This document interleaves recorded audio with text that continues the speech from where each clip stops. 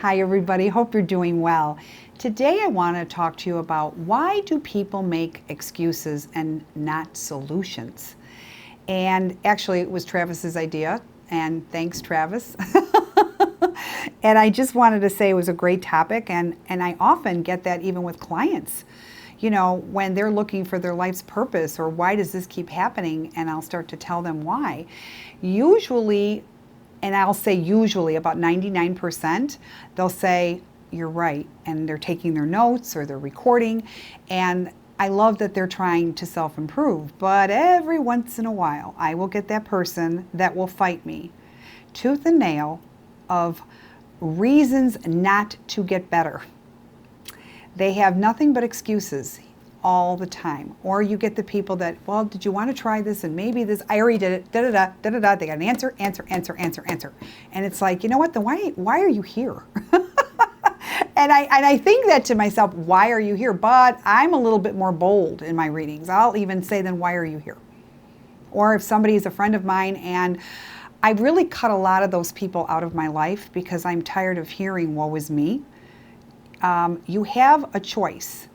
You can use the excuse not to be happy if you're going to constantly dwell on that one thing, or you're going to turn it around and make it work with you. It's your choice. A lot of tragedies happen to a lot of people.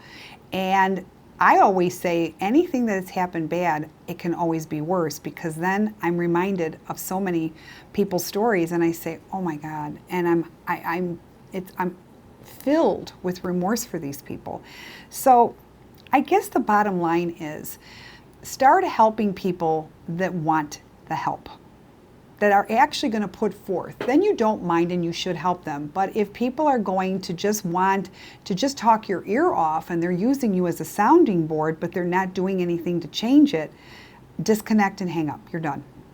That simple, because what you're doing is you're coddling them and you're making the problem escalate. I am big on helping people, but I don't want to help people that won't help themselves.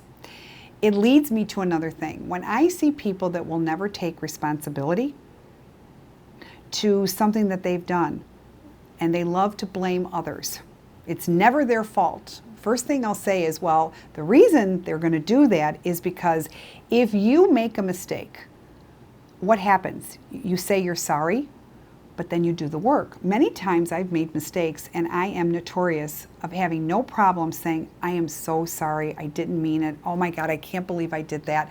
I will own it. I will, because it's very important. And then what comes next after owning it is you have to do the work to improve.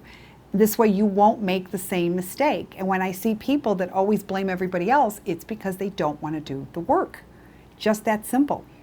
So we constantly will get things our way, and it's what we're going to do with them. I say that time and time again. So, are you going to be a person to find the solutions, or are you going to be a person to find the excuses? It's what you decide to see. It's just that simple. Travis and I, we were talking about the beach and we were talking about sand, and there's so many people that don't like sand. Travis and I were like, God, bring the beach on. I love walking in the sand. Travis does too.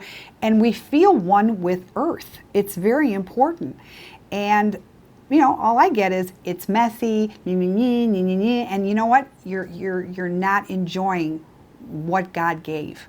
It's natural. And it's wonderful. It's a privilege to be able to walk in it and feel good and feel those vibrations. So I choose to look at it with beauty. So does Travis.